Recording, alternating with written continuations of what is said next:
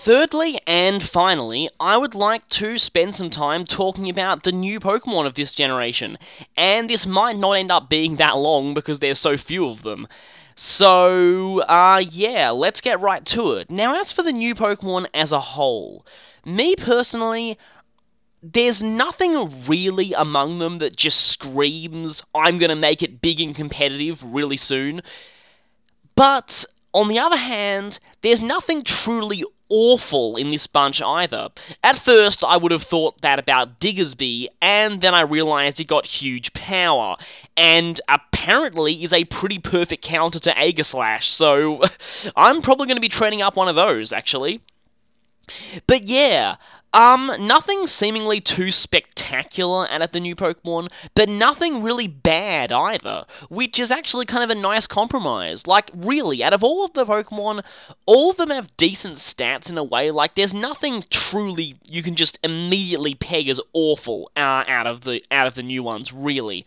Unlike most other generations, which usually had at least one thing you could say that about. But anyway, let's get right into the Pokemon themselves. Now, I probably, I don't want to end up rambling on too long, so I'll just go through a list of my favourites, basically. Firstly, the starters. Oh boy, the starters. Boy, do I have some good things to say about them. The starters in this generation are one of my favourite bunches of starters, period. The thing is, I'm probably, again, a little biased because I like fantasy RPGs, and the starters seem to be based on fantasy RPG archetypes. You've got Chespin as the fighter, Fennekin as the mage, and Froakie as the thief, in a way.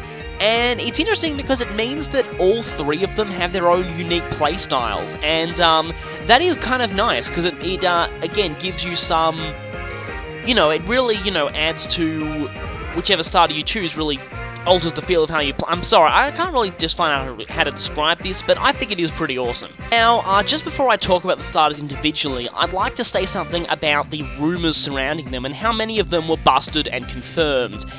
Interesting thing is, most of us were right about the typings, but we were wrong about the order of the typings. Pretty much everybody guessed that they would implement a secondary Fighting Dark Psychic Triangle on the starters. That's something people have been predicting for ages. I mean, back in Diamond and Pearl, there were rumours that the starters would outright be Fighting Dark and Psychic types, as opposed to Fire, Water, and Grass. And it makes sense given that that type is also a triangle of effectiveness. And the thing was, though, when people guessed the secondary types, the thing was, from the first trailer, it was pretty obvious Fennekin would end up being part Psychic, because it was using what was obviously a Psychic move. But as for the other two, Chespin used a move that looked dark, and Froakie used a move that looked fighting. Now, having got a feel of the animations, I now know that the one Chespin used was in fact Aerial Ace, and not a dark move at all, or fighting, and the one Froakie used was Acrobatics, again, neither dark or fighting. Which is actually kind of interesting. So it seems that we were red herringed there with both of those. However, it was interesting. Most people were perfectly dead on about Fennekin being Fire Psychic, but the general guess was Water Fighting, Grass Dark, and Fire Psychic, because that would make the triangle go both ways.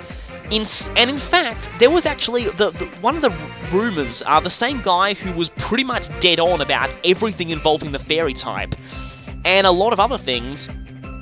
Except he did say there'd be a professor called Patrice, which didn't turn out to be true. But anyway, that guy did actually basically say several times, outright confirming that Froakie's final form is Water Fighting, which again turned out to be not true.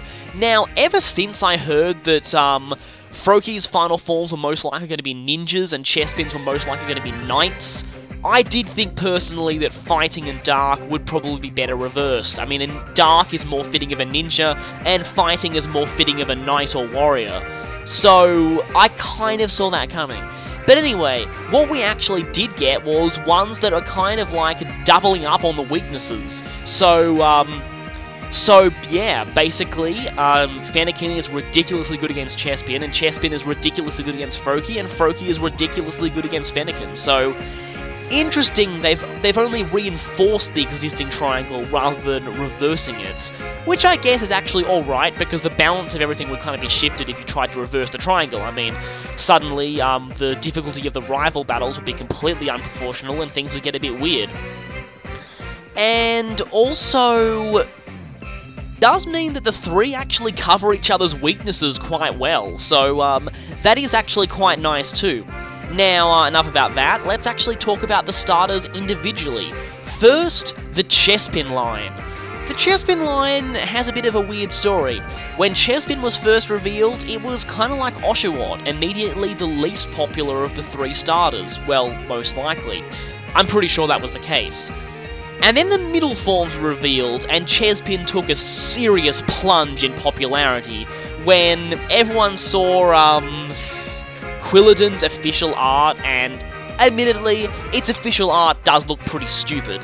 Its in-game 3D models, however, are actually pretty good, and I actually do think Quilladin started to grow on me. The thing was, I never cared about mid-forms anyway. You are very rarely going to actually be seeing them used, so I never really cared. And then we saw Chestnut. And something was telling me that if Chespin was sort of going to be a night sort of Pokemon, part of me was thinking I might end up picking grass. This is in fact the first generation where I'd ever actually remotely consider picking grass as a first choice. None of the other grass starters really appealed to me that much. But hey, you know me, with Fire Emblem, I am a huge fan of the general class, as weird as it seems. And given that Chespin seems to be evolving into something like that, I was really hopeful. And I will admit, I spoiled myself deliberately on the three final forms of the starters. They are the only Pokemon that I intentionally spoiled myself on of the leaks. I did not look at anything else about the leaks, just the final starter forms. Because every generation, I always look at the final starter forms before I make my decision, because I always make my decision purely based on that. I don't even care about any of the lower forms, because they are not the ones I'm going to be using in battling. So anyway, I saw Chestnut and immediately I was like, okay, guess I'm picking grass. I'd already decided on Froakie for the recorded playthrough simply on virtue of letting me pick Charmander as well, but on my other copy, no brainer, definitely was going for Chespin, and I think I'm probably Team Chespin overall. Again, it's a bias issue. Yeah, what can I say, I like Knights in Armor. So, now to talk about it, rather than personal preference, it gameplay-wise. It's actually pretty interesting. Now, I do admit that some people have already brought up comparisons to Torterra. Torterra was another grass starter that also specialised in HP, attack, and defense, and was pretty slow. Like Torterra, Chestnut does have a double weakness, flying. In Torterra's case, it was ice. However, Chestnut's double weakness hits it on its physical defense for the most part. You still gotta watch out for Air Slash, rather than its special, again, for the most part. And Chestnut actually has slightly higher special defense than Torterra did. The other interesting thing about Chestnut, the annoying thing is its typing is shared by Breloom, and admittedly it does have a lot of competition there, given how cemented Breloom is in the competitive scene at the moment. I don't particularly think Chestnut is going to make it big in OU anytime soon, but I don't care, I still love it and intend to use it because it's awesome. It might end up being pretty good in UU though, because honestly, Chestnut has a surprisingly varied move pool. Even its level up move pool gives it access to a few really interesting options. You've got Bulk Up there, which is basically Curse without any downsides. I mean, not that Chestnut's going to be outspeeding much, but hey, at least it actually keeps your speed at a reasonable level. Helps you outspeed other tanks and the like. And interestingly enough, Pain Splits, which something I did not expect it to get, but is actually really interesting. Although it does get another move via breeding that kind of is probably better than Pain Split, but still. Speaking of other moves it gets, another weird thing in its level up move pool I would not have expected is Belly Drum. Sadly, Chestnut is probably too slow to be making good use of this move, but hey, it's an option. And is Chestnut the only thing in existence so far to get both Belly Drum and Pain Splits? I mean, theoretically, you'll probably be KO'd before you have a chance to make use of this, but theoretically, you cut your HP in half, you're actually boosting Pain Split's healing effect for the most part, so actually a fairly okay combo, except that you probably won't have a chance to use it, because, like I said, I really don't think Chestnut is going to make it big as a belly drum user, and now that I say that, it's going to actually happen, probably. I mean, who knows, I never would have expected Charizard to make it big as a belly drum user, and then it became the most famous user of it, so what do I know? But anyway, it also has a surprisingly good physical move pool. Not only does it get Fighting, Grass, and moves like Earthquake, Stone Edge, it also gets things like Poison Jab, which is actually a fairly decent move, considering that Poison's got a buff and is now super effective against Fairies, which Chestnut is actually normally weak to. Of course, it probably won't last long against Fairies anyway, but still. And of course, no mention of moves would be complete without mentioning his signature move, Spiky Shield. Now this thing is very, very interesting. It's basically Protect, but with an added Iron Barbs effect if they make physical contact with you. Now, I can confirm that unlike King Shield, Spiky Shield does indeed block everything. It's basically Protect, but better, so there is absolutely zero reason to be using Garden Variety Protect on Chestnut. It actually is kind of interesting. The main application I've seen of it so far is Leech Seed, you know, stalling for more damage, and if they hit you, then they take more damage as well. Unfortunately, it does not in fact stack with Rocky Helmet, because then hitting a Protect does not count as them actually hitting you, so you don't get the Rocky Helmet damage in. But I guess you could kind of combo with something like that, for the turns you're not using Spiky Shield. It is a pretty cool move, I will admit, and I am absolutely, utterly relieved that part of me was terrified that Ferrothorn would end up getting Spiky Shield through breeding, and thus render Chestnut completely outclassed. Thankfully, it did not, and that I am very, very glad about, because honestly, yeah, I was very worried that, Ferrothorn would end up getting that by breeding. Good thing it didn't. Speaking of breeding, Chespin gets some very interesting moves by breeding. Spikes is probably the main one, and it functions as a fairly decent bulky spiker. It also gets Synthesis, and considering that Sandstorm has been nerfed now, Synthesis is a much more reliable form of recovery than it used to, and it really helps on a defensive Pokemon, so for all those out there, I actually highly recommend Synthesis on your Chestnuts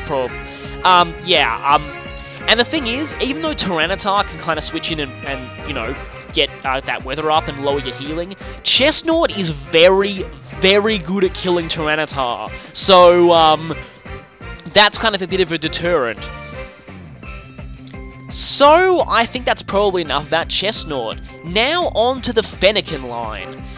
The Fennekin line is quite interesting. They were the starter that I was thinking of picking at the moment they first got revealed, and then by the time I saw the final form, I actually found it the least interesting of the three.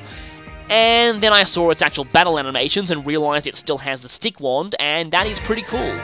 Kind of weird that it only gets its secondary psychic typing in the final form, but still. The thing about Delphox, it's interesting. When I saw Delphox's base stats for the first time, I was honestly starting to regret picking Chespin and Froakie in my other games. Holy crap, those are some very, very nice base stats. Very nice. Just above 100 speed, decent special defense, great special attack. Really gives itself, this, you know, it pretty much just screams Calm Mind. And I will say, Delphox is actually not bad as a Calm Mind sweeper. However, Delphox does have one pretty big problem that probably makes it get the short end of the stick in comparison to the other two starter families, and that's its move pool. Delphox does not have a good move pool. Let's see, it's got fire moves, it's got psychic moves, it's got grass knot, and that's about it. Nothing much else noteworthy, which is really annoying. You'd think at least it could even get, given the number of psychic types that got Dazzling Gleam, you'd think at least they could have given it that. Nope, doesn't get Dazzling Gleam. Doesn't get Thunderbolt either. Most Mage-type Pokemon like Alakazam and Gardevoir tend to get Thunderbolt, so for some reason, I don't know why it didn't, Guess they thought they didn't want a fire type having a move that's super effective against water type, except, oh wait, they've already given it Grass Knot. Just kind of odd. You'd expect a Pokemon based on a magic user of all things to have a really diverse special move pool, but it really doesn't. As such, there are only a few things Delphox can really do, but it is kind of alright at them. Admittedly, it does suffer a lot from the influx of Mega Gengar, but let's not kid ourselves, Mega Gengar is going on the ban list very, very soon. Seriously.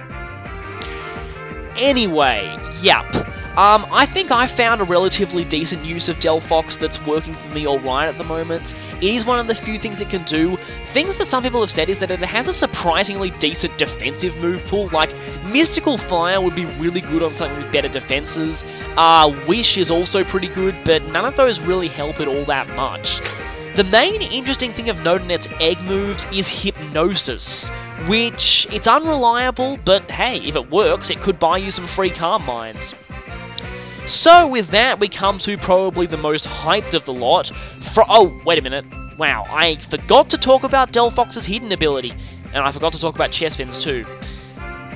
And considering that Froakie's hidden ability is probably the biggest thing about it, I'll just double back on myself and talk about hidden abilities. So, Delphox's hidden ability, Magician. That's one I can't really talk to you about very much now, because we're not entirely sure exactly how it works. It's kind of hard. Considering the only gem made available at the moment is Normal Gem, it's kind of hard to see how it works in regards to gems, or Focus Sash for that matter, whether it's like Pickpocket and I don't know, it's kind of weird. But the real question here is, can it steal Mega Stones? I'm not sure if this has been confirmed or not, but if it can steal Mega Stones, it would be incredibly useful. Unfortunately, it's looking more and more likely that it can't. Weirdly enough, Delphox is the only one of the 3 starter families whose hidden ability is not exclusive. Clefkey gets it too, so kind of odd there. I do like the fact they've given the 3 starter families semi-exclusive hidden abilities. It just gives them this uniqueness factor to them. Now, back to Chestnut. Hey, I was talking about Mega Gengar before, let's talk about Chestnut's hidden ability of Bulletproof. Yeah, I can't help but think of the heavy when I hear that. But anyway, Bulletproof is a very, very interesting ability. It's kind of like Soundproof, except it makes you immune to quote-unquote bomb and ball moves. Now, the thing to note here is, this runs off Japanese names. Because of course, the games are created with Japan in mind first and foremost. Because of that, this blocks a few moves that wouldn't really be considered that in English, but are in Japanese. This includes Aura Sphere, because its Japanese name is Pulse Bomb, and Focus Blast, and that's a big one. Also Acid Spray, although that's not really that significant. It's called Acid Bomb in Japanese, that's why. My main disappointment here is that it doesn't block Explosion. I mean, seriously, you'd expect Explosion of all things to be classified as a bomb move, but apparently it isn't.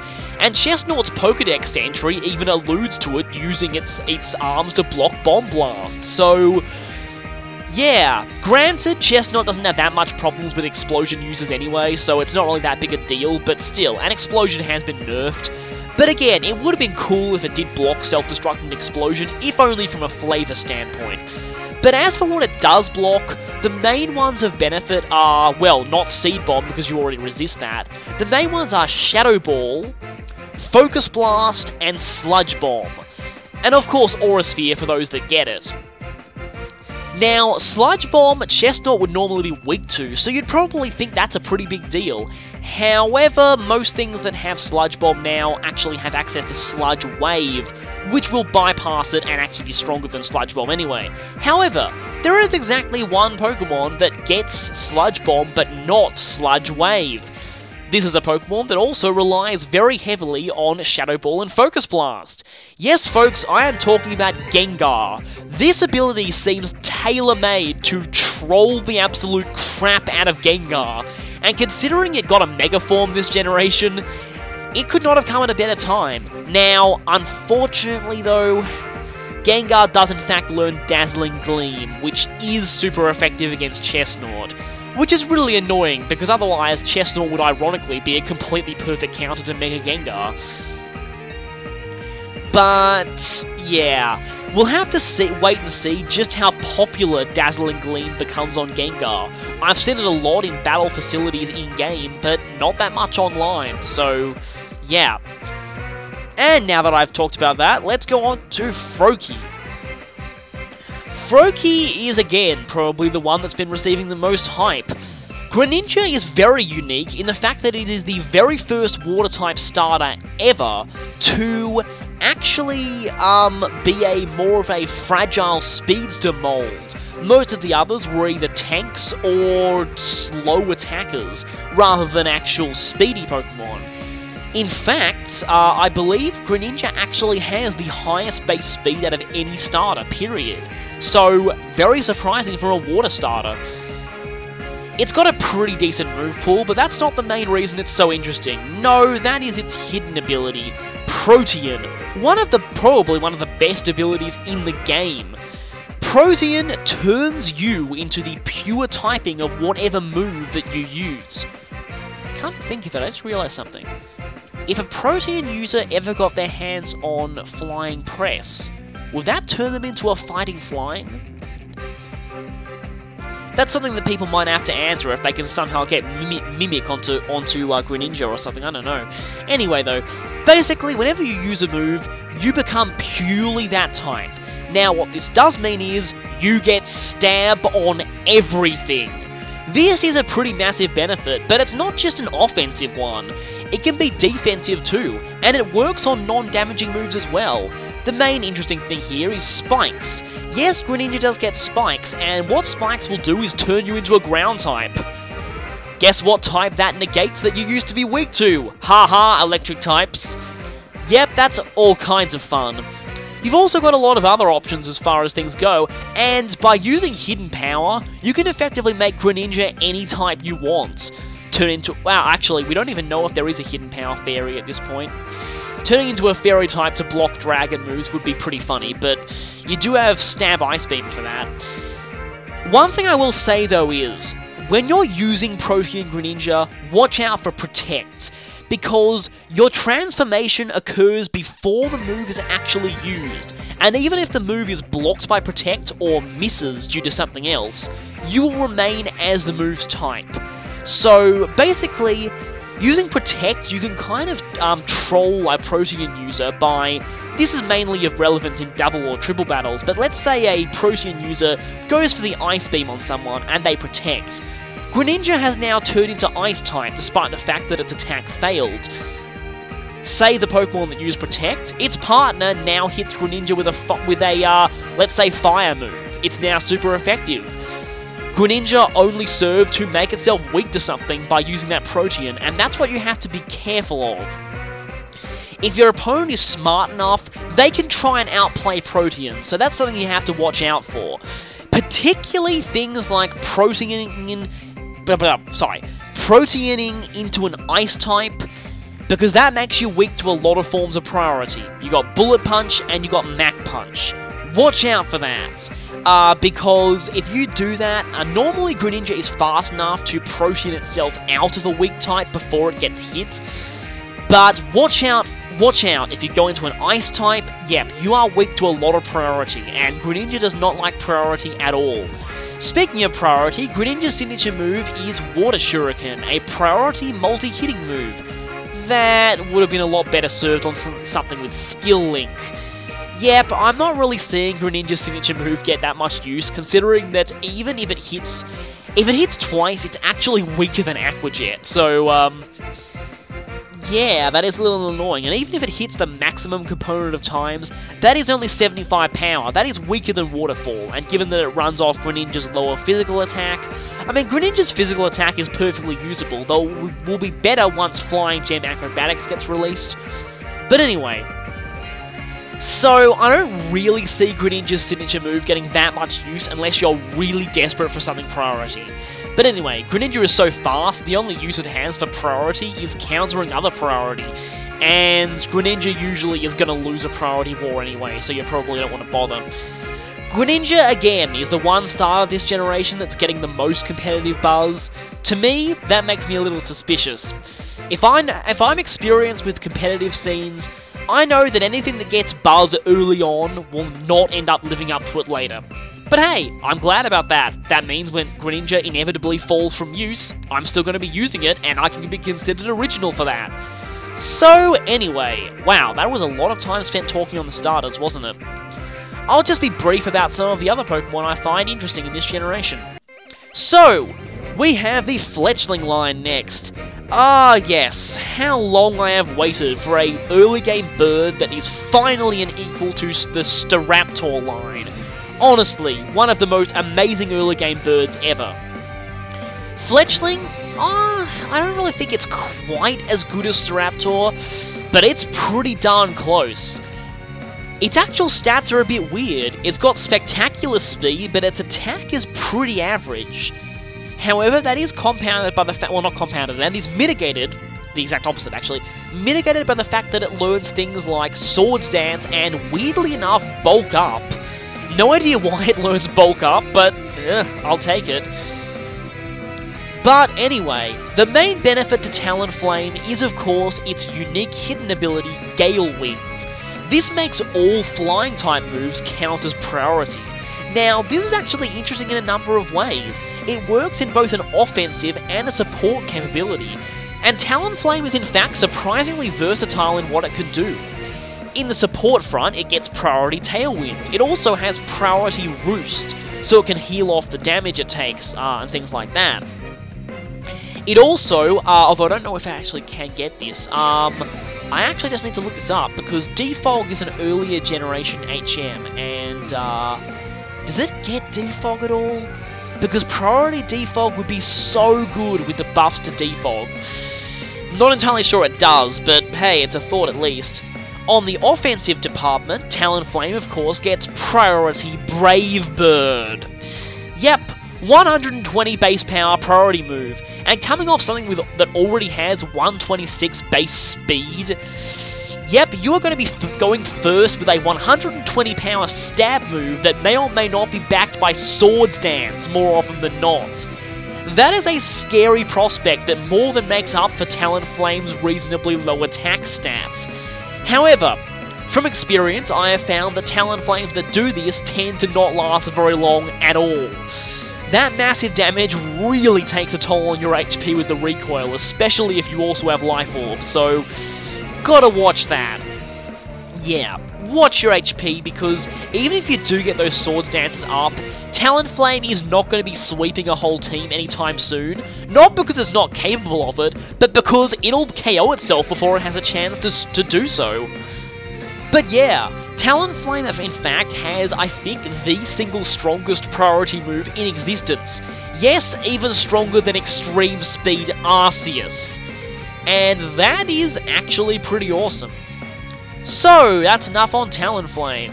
Next we have Vivillon is kind of interesting. As far as early game bugs go, it's not that bad. It has an interesting way of abusing Compound Eyes with Hurricane. It gets Quiver Dance, I believe, as well. Please tell me it gets Quiver Dance. It would be incredibly embarrassing for me to be wrong about that. And it gets Quiver Dance, good. But the main interesting thing to note about Vivillon is its unique move, Powder. Basically, this is a priority move.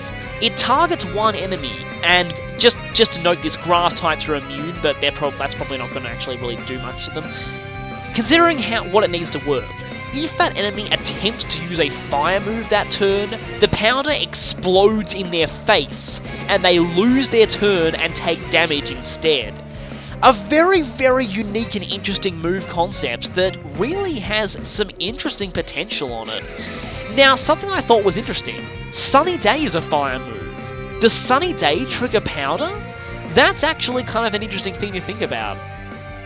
But anyway, the other interesting thing about Vivillon, despite the fact that it's got all those patterns, yeah, I know it's got all those different patterns, I'm more concerned about new Pokemon from a gameplay perspective, so I'm not really one to talk about that.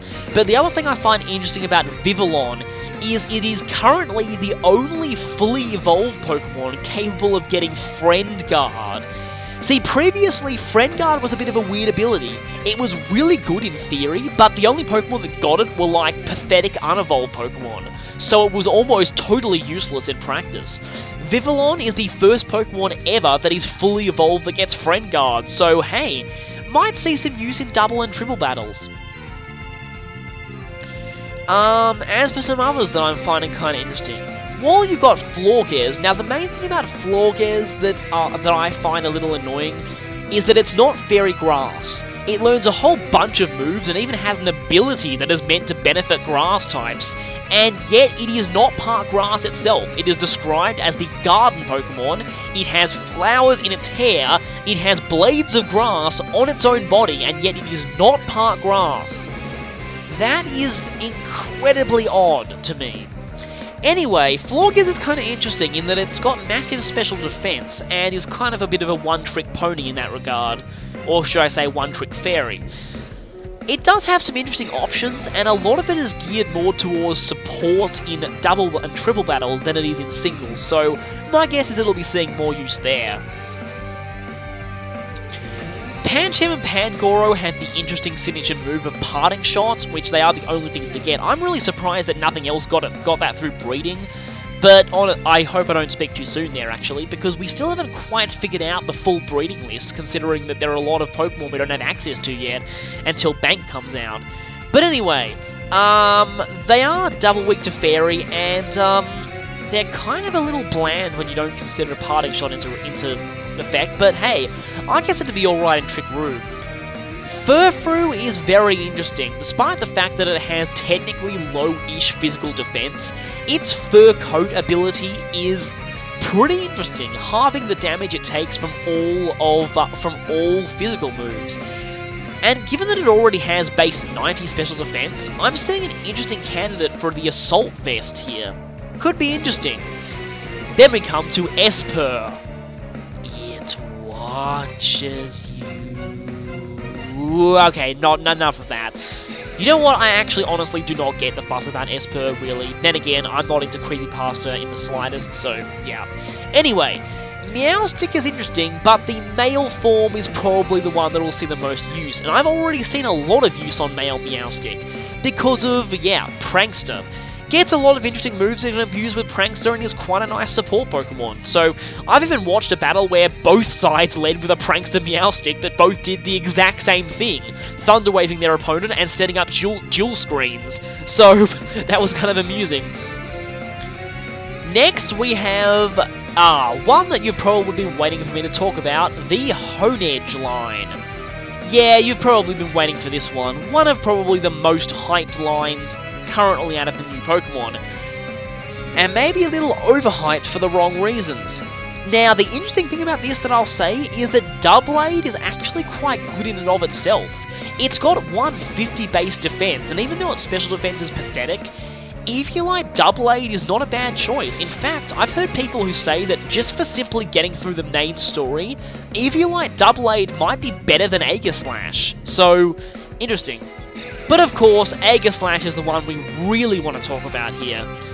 Aegislash is very unique in its concept. It's a multi-form Pokemon that is capable of switching forms mid-battle, kind of like Meloetta earlier, but Aegislash does it a lot differently. And its two forms are radically different. They have the same typing, but one of them has ridiculous attack stats and pitiful defenses, and the other is the exact opposite. And the gimmick with Aegislash is that it swaps between the two forms. It swaps to the Blade form when it uses an attacking move, and switches back to the Shield form when it uses either King Shield or a move that raises defenses. I believe Iron Defense is the only thing it gets now that fits that description. But interestingly, I don't think it switches back on using something like... It definitely does not switch back on Swords Dance, so it's only moves that raise defense. However, using the non-attacking moves in Shield form will not swap you over to Blade form. You will still stay in Shield form. Now, of course, the main thing that people thought of with Aegislash was, oh, just go Shield form, set up your Swords Dances, swap over to Blade form, KO something, then just use King Shield to go back into Shield form before they can hit you, right? Right? It's foolproof. Not really. The weird thing about that Aegislash moveset is that most people are not using it right at all. That particular set takes some immense prediction skills to actually use properly.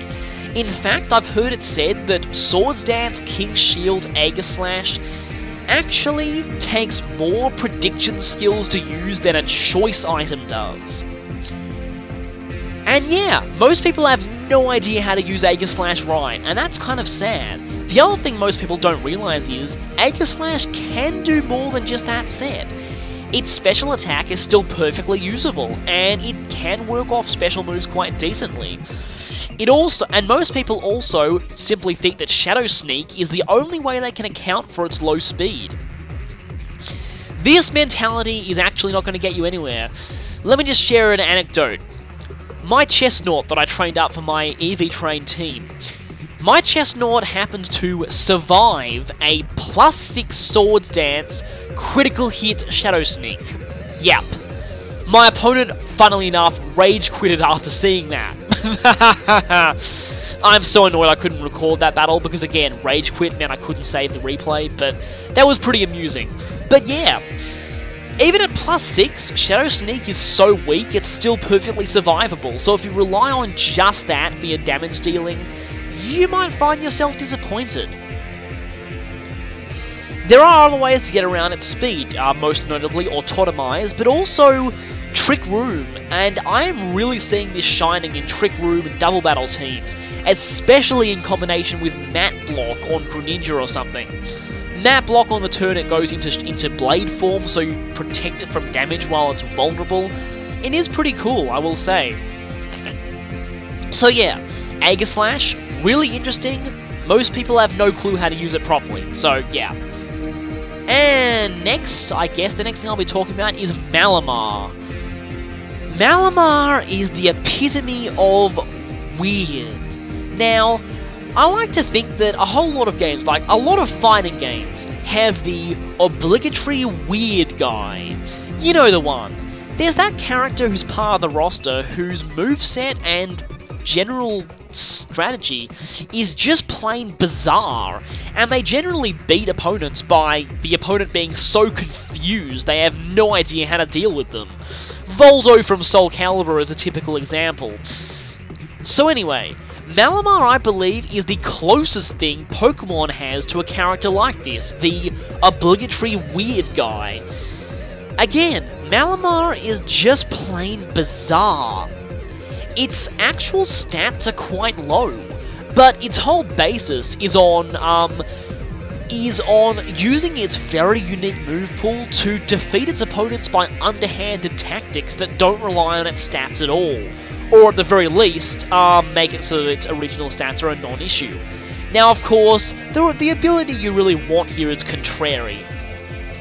I believe Malamar is in fact the first notable Contrary user since Superior. I guess Contrary Shell Smash Shuckle, and then also, if you want Laugh, Spinder, but now Spinder is totally outclassed by Malamar. And, well, it is quite interesting. Now, of course, the main use of Contrary is abusing Superpower, which will boost your own stats instead of lower them every time you use it. Pretty nice, huh? There are, of course, more ways you can use Contrary. My personal favourite and most hilarious thing I like to do with Malamar is to deliberately hit Aegislashes while they are King Shielding and boost your attack instead of lowering it. This is actually how I beat Seabolt. This is actually how I dealt with Vigstrom in my Y version file, and I'm so annoyed that I couldn't record that battle because it was pretty hilarious, let's just say. Speaking of dealing with Aegislash, Aegislash does not like Foul Play, and Foul Play is another move that Malamar uses very, very well. There are a lot of Pokemon weak to it that really don't like getting whacked by their own stats, so Foul Play is a nice option too. But the trickery with Malamar does not stop there. It's got some really interesting options it can use. Now, Malamar is probably going to see more use in double and triple battles than it is in singles, for good reason, in that a lot of its moves involve weird support, let's just say. Of course, also, you can combo Foul Play with Swagger, but there are a lot of other Pokemon that can do that. Malamar gets things like Switcheroo to cripple opposing Pokemon, Hypnosis to put them asleep, Reflect and Light Screen to set them up, and a few other really interesting moves too. I'm just looking through its move pool for a second here to see if there's anything else kind of cool that it gets. Psych Up, actually, does Psych Up work with Contrary? That would be kind of weird. Anyway. Oh, it gets Destiny Bond as well. Oh, and Simple Beam. That is interesting because, I've actually used Simple Beam in doubles before, and it's actually quite a nice move. Weirdly enough, its main use has not actually been, giving my own stat boost as Simple. It's actually been, removing Prankster from opposing Murkrows, which it's surprisingly good for, actually. But anyway, Power Split is quite good. It lets it swap its actually kind of low-ish attack stat with its opponent. Destiny Bond ensures that it takes you with it when it goes down. Again, Malamar is all about sneaky, bizarre, underhanded tactics. But the main thing here, of course, is Topsy-Turvy. Malamar's much hyped signature move has a lot of applications. Basically, you use it on a target and their stat buffs become debuffs and their debuffs become buffs. It's a very interesting move in concept, and it can do some really interesting things. For example, has your partner just been mementoed? Turn that memento into a boost. Has your partner just used Draco Meteor or Leaf Storm? Turn that lowered special attack into sharply raised special attack and wreck everything. That's probably the main application we've seen so far, but hey, you got an opponent that's been using Dragon Dance? Don't worry about that anymore. Topsy-Turvy! Bye-bye raised attack and speed, you are now debuffs instead. Got an opponent that's been spamming things like Swords Dance, and hey, you can get rid of that too. It has a lot of really interesting applications, and I just kind of like Malamar for the sheer uniqueness factor of it. And, okay, next we have a whole bunch of water types that I actually quite like. Barrageal is pretty cool, actually. It's got two very nice abilities. It's a very good user of Shell Smash, and it gets a lot of good physical moves to use it. I've already seen some Barrageals used competitively. Of course, Shell Smash is its main use, but it does that very, very well. It's actually also one of the few decent users of Pickpocket out there as well. Next we have Dragaki, which is a very interesting Pokemon because of its kind of unique typing. Poison Dragon would previously be seen as not a very good type combination, but now with the event of Fairies, it actually negates one of its weaknesses and actually gives it something really good to hit those Fairies with. Dragaki is quite interesting in that it has an unreleased hidden ability that is going to make it massively awesome. Adaptability. You know what this means? This means, yeah, like 160 power Draco Meteors. Yep. This also means, I believe, massively powerful Sludge Waves to hit the Fairies that do resist Draco Meteors. So, Dragaki's got interesting potential once its hidden ability gets released. So I'll probably be waiting until then to train one up. Next we have Clawwitzer, which has something really interesting about it. Its Mega Launcher ability powers up Aura and Pulse moves, and it learns, I'm pretty sure it learns every single one of them.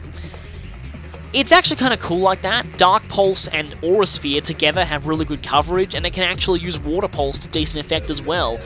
But the main thing I find really unique about Clawwitzer is that despite basically being a gigantic gun, it's actually one of the best double battle support Pokemon in the game. It gets access to Helping Hand, but the main thing here is Heal Pulse. Yes, Heal Pulse gets boosted by Mega Launcher, and gets boosted to the point where it provides a 75% heal to one of your partners. It can also target anyone in a triple battle as well. So, funnily enough, despite, again, being a gigantic gun, Clawwitzer is the closest thing we have to a full-on white mage in Pokemon, which is really ironic. I guess you could say Clawwitzer is Pokemon's equivalent of the medic. I guess that makes sense. Someone who goes around healing things with a gun. Kinda cool, that. And now the new fossils. Tyrant and Tyrantrum I would have probably dismissed as rare until I realised they got Dragon Dance, which is admittedly pretty cool. Now their hidden ability is Rock Head. Unfortunately, it's not been released yet, but you know what that means. Sorry, Aggron, I think we've found a new best Rockhead head smash user ever. Of course, it's not released yet, so that's kind of annoying. And then we come to Auroras. Oh, Auroras. You really got the short end of the stick when it came to typing, didn't you? Rock Ice is apparently the single worst defensive typing in existence. The main reason I am mentioning Auroras is that if there's ever a competitive scene for inverse battles, Auroras is going to be awesome. For now though, Refrigerate is a really cool ability in concept, but in practice it really doesn't learn very much useful with it. Weirdly enough, the best thing I can think of with that is abusing Round in double or triple battles to abuse the weird priority of Round. And then of course its hidden ability is Snow Warning. Again, every Pokemon that gets this ability has horrible defensive typings. But then again, with Mega Abomasnow running around, I don't really see it getting that much use. Let's see, I guess there's Goodra as well.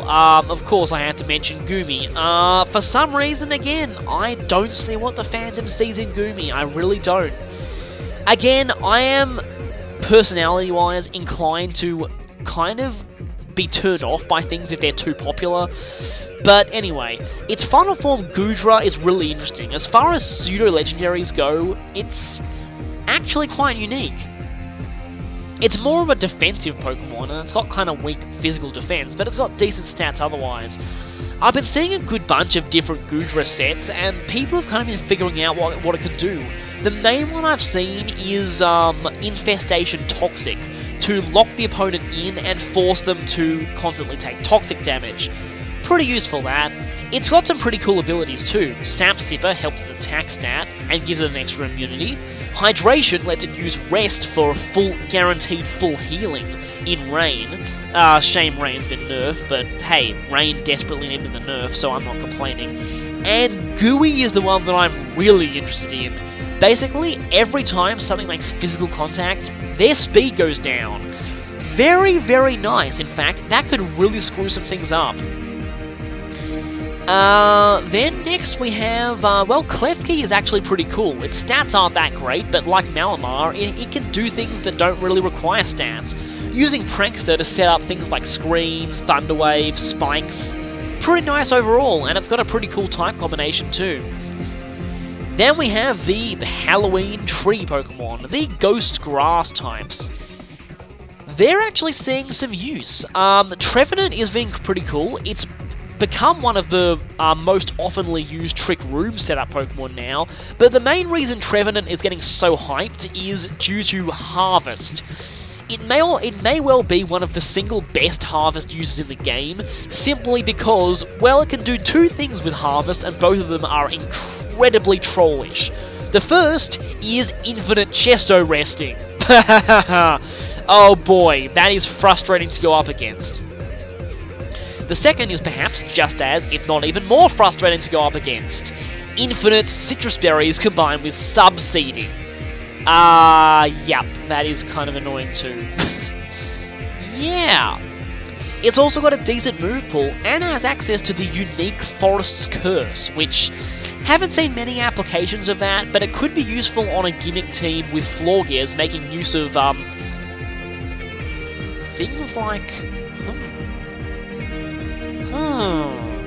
You know, you could do something like give a Dragon type with Draco Meteor, Forest Curse, and they don't lower their special attack with Draco Meteor due to Floorgears' ability. Interesting. I guess it also, yeah, helps things get the benefit from grassy terrain. It's actually kind of cool.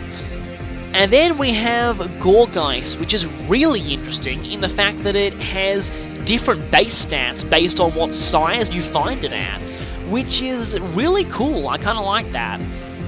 Gourgeist has been used quite a bit also as a Trick Room setup, and I personally think that Trick or Treat has a lot of interesting applications, especially in double or triples when you can give your partner immunity to normal moves. Kind of interesting that you can make your partner immune to your own explosion and then blow yourself up next turn, but interesting. A lot of interesting applications of that. Avalon is a Pokemon that I immediately kind of, sort of, brushed off as not good at first, and turns out it gets Recover. I did not know that. That is actually pretty cool. It's also amazingly strong as a Trick Room sweeper, so pretty cool that. Yes, it does actually learn Recover by level up, and Curse gives it massive defenses. Of course, its special defense is pretty bad, but hey, if you're using Trick Room, smash special attackers' faces in before they can hit you anyway. Yeah, better than I expected, Avalon. Surprised me. And now we come to the Legendaries. Xerneas, Yveltal, and Zygarde. Now, the one of most interest to me is Zygarde, because the other two are obviously going to be banished to Ubers immediately, and yeah, definitely Ubers. They've got the base stat total of an Uber, but weirdly enough, they have exactly the same base stats. Very, very weird that. Interesting, but I won't talk about them too much. Instead, I'll talk about Zygarde. Zygarde is just plain odd. It looks like a bug, but it's Dragon Ground. Seriously, I am honestly waiting for the day when we see a non-event Uber bug. That'd be kind of cool. Again, considering this thing's looks, I would have pegged it as Bug Dark, but actually it's Dragon Ground? The same as Garchomp, despite not looking like it at all. It's just weird, and the fact that it's got a whole Land's Vengeance motif is a bit odd, considering you've already got Auroras for that. So, very weird. Like, you'd think, if anything, that Auroras would also learn Land's Wrath, but still, kind of an odd thing, that. But the strangest thing about Zygarde is its base stats. They are, in fact, at a base stat total of 600. Now, I know there have been Pokemon like Darkrai that have been clearly Uber despite a 600 base stat total. Zygarde does not seem like one of them, and it's very odd that they give Zygarde, supposed to be the balance between Xerneas and Yveltal, actually worse stats than the two of them. It makes me a little suspicious. Part of me is thinking that, like Curem, Zygarde has yet to show us its true form. Perhaps Zygarde will be getting a new form, or maybe even a Mega Evolution, in an upcoming game. Would make sense given its stats, but yeah, that's the main thing I'm interested in about Zygarde. So, boy have I rambled on for a long time, and you know what? I was going to talk about new moves and Mega Evolutions in this part. Holy crap, I'm going to need to do another part. These are actually really exhausting for me, I will say, but oh boy. So, join me next time when I discuss the Mega Evolutions of this generation. I'll see you then, and wow, boy am I getting... I'm kind of going to be glad when this is over, but still, hey, I enjoy talking about all this, and I really want to get all my thoughts on this generation out there. So, see you guys then, and I really hope someone's not falling asleep with these videos.